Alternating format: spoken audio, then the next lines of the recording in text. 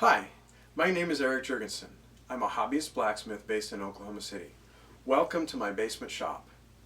Many of my fellow blacksmiths are interested in induction heating. This is an electrical form of heating using basically magnetic fields to heat metal very, very fast. It's actually quite efficient. Very little energy is lost elsewhere than directly into the heating of the metal. And it's very clean. And it's surprisingly affordable at this point. This unit is an LH-15a. That's made by this company in China called Lihua. And this unit I've seen for sale in various venues. This particular one was purchased on eBay. It only took me 2 tries to actually get one to show up to my doorstep. The first vendor disappeared after I ordered it. Fortunately, eBay did me right, got me a refund, and I found a better vendor that actually shipped me a unit, and here it is. Let me move the camera so we can see the front of this, and I'll talk about the parts. The main part of this unit, where all the work is done, is this coil right here. The stock sitting in it is 1 inch by 1 inch to give you an idea of scale. The coil itself is basically 8mm copper refrigeration coil, and these coils can be custom made to fit various kinds of pieces of metal. You can do various things with them. This is somewhat of a general purpose coil, came with the unit. Those flare nuts right there can be removed and another coil can be put on. Water runs through this coil to keep it cool. Water also runs through the machine to keep the various high power components of the machine cool. The basic operation of the machine is done through the dials here. In my case, I have turned on the heating dial full blast, and I almost always use it full blast. There is a retained heat feature of this unit that really doesn't apply to blacksmithing. It's kind of neat. You can have the unit run through its own set of timing. It has this heating time, retaining time, and cooling time. Cooling time is when the coil is off. Heating time, it is running at whatever this is set, and retaining time, it's running at whatever this is set. I don't use that generally speaking, but I could. I have it on manual mode, and I simply use this pedal here on the floor. So I push the pedal, the metal starts heating, and when it's hot enough, I just let off the pedal. This induction heater requires a 220 volt power supply, about 30 amps, so I already had a 30 amp circuit installed for the welder that's pictured here. That's a 200 amp stick welder that also does TIG and 50 amp plasma cutting. So I put the same kind of cable onto this unit, the same kind of service cable with the twist lock connector. Did not come with a service cable at all. I bought and built that myself. Now the key to keeping this thing happy is to have water flowing through it that is cool enough. The unit itself will shut off if the water is too warm, and it will shut off if the flow rate is too low. What I have to cool it is, if you will, a homemade TIG cooler. TIG torches that are water cooled use a TIG cooler that has a lot of these same features. That's basically a 5-gallon bucket.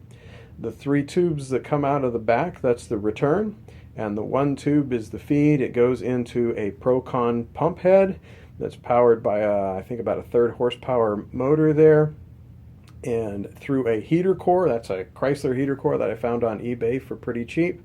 And then that shroud is some flashing that I made into the shroud that makes the air go through, and the fan there is just the it's the draft inducer from a retired furnace. So basically this is a homemade TIG cooler. I blew all my budget on the unit, and I didn't have enough money left to buy an industrial quality TIG cooler, so I made my own, and it's working quite nicely. This particular coil has 3 loops.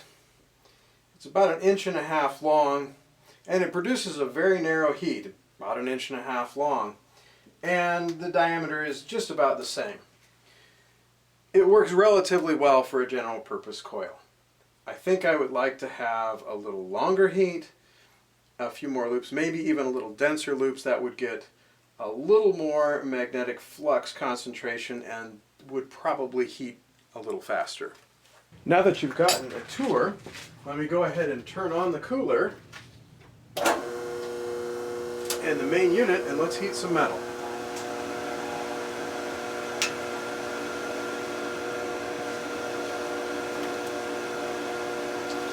Alright, the unit itself is pretty quiet. Most of the noise is actually from the pump and the fan on the cooler. Alright, this is set to full heat. Here is the count timer. We're going to bring this cool 1 inch by 1 inch stock up to heat, and I'll narrate the heat as it gets there. It'll be a little hard to see from the camera because it doesn't see as well as I do.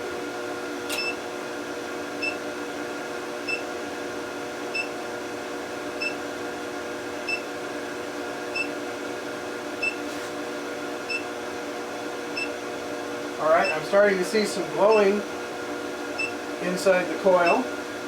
Now note that the coil itself is still quite cool. Be careful touching it though, because the metal will be getting hot. Now it's glowing very strongly inside there.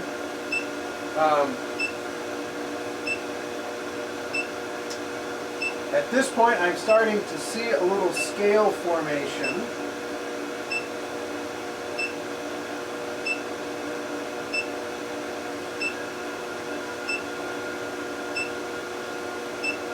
Right now I'm reaching the temperature where scale formation is quick and common. I think that's generally about 1600 degrees.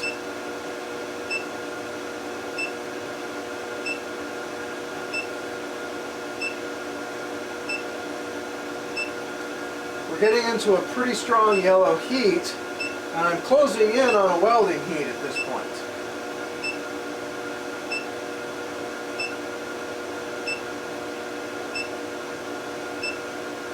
Okay, we're going to run this to about a minute, but I've hit a welding heat at this point.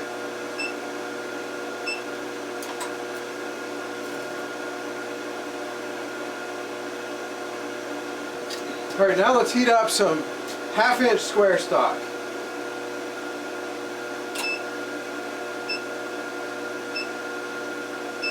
Glowing already.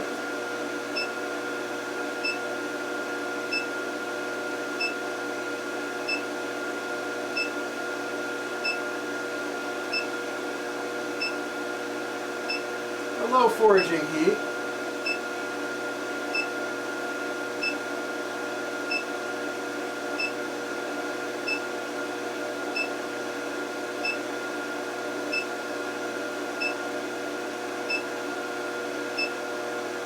A lot of scaling at this point, so we're now cresting at probably about 600 degrees.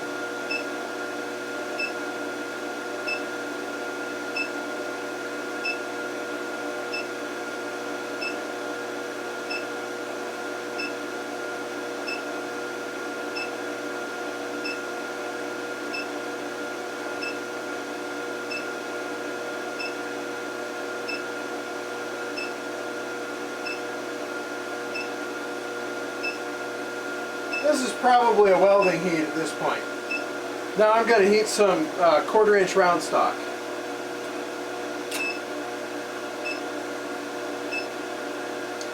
Already glowing. Getting bright fairly quick. Low forging temperature now.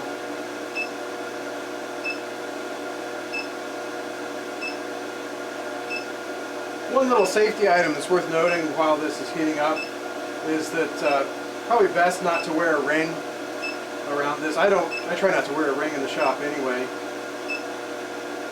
Alright, we're starting to form scale, so we're probably at that 1600-ish temperature.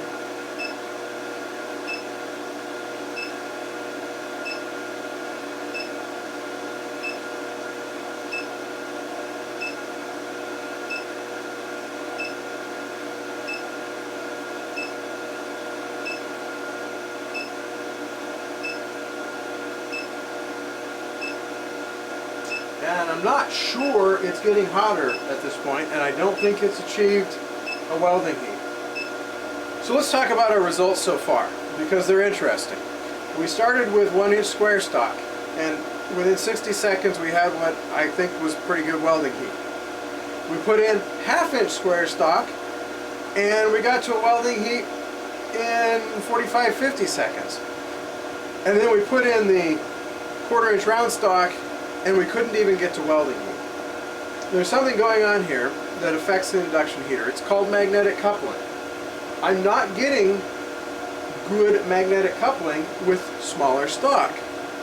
If you fill this entire coil, you're basically going to get the best magnetic coupling you can, so it can induce as much current into it and therefore as much heat as possible. So the unit was actually putting out more heat into the 1-inch square stock than it could put into the 1/2-inch square stock. It was still quite usable for 1/2-inch square stock. Heated up pretty quick. You know, getting it to forging heat in 30 seconds is pretty good, and bringing it back up to heat happens even a little quicker.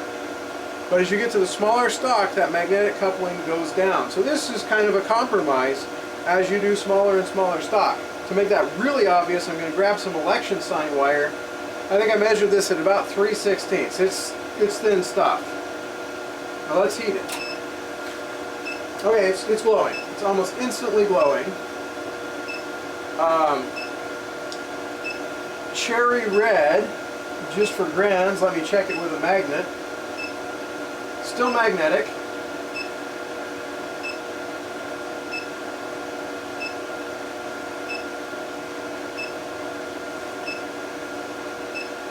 Still magnetic.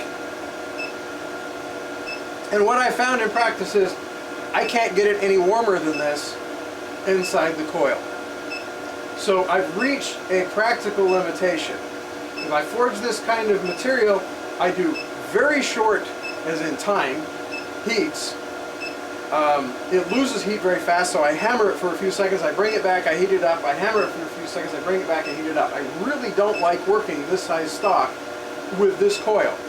An induction heater could melt this stuff, but not with this coil. We need a much lower diameter coil, and we probably want more wraps. So no matter what I did, I couldn't get it non-magnetic. So I'm not even really quite getting a true cherry heat. All in all though, I'm very happy with the machine. The convenience of having heat at the flip of a switch is amazing. I find that I'm doing a lot more blacksmithing because small blocks of time are now more useful. I don't lose that whole time to setting up and putting out a fire. For example, sitting next to the induction heater are about 2 dozen chasing tools that my daughter and I made one evening. Most of the work was grinding, but anytime we needed some heat, we could just flip on the switch, heat up the metal, reshape an end, and then get back to grinding. It was extremely convenient. So, how much would it cost to get one? As of January 2016, it costs about $1,000 to get it shipped to a US address. You'll also need a service cord. I think I spent about $30 to put a power cord on mine. The wild card is the water cooler. The specifications for the induction heater call for something nearly 8 liters per minute, or about 120 US gallons per hour. This is a lot more than low-end TIG coolers can do. You might spend well over $1,000 getting a TIG cooler that meets the rated specs. Mine isn't quite up to the specs. I actually have a 100-gallon per hour Procon head, but it's working quite nicely. Over the next few weeks, I hope to make some videos showing specific projects being produced via the induction heater. I also hope to receive parts for making my own coils soon, and I will make some videos on experimenting with custom coils. In the meantime, as blacksmith Jim Koch says, forge on and make beautiful things.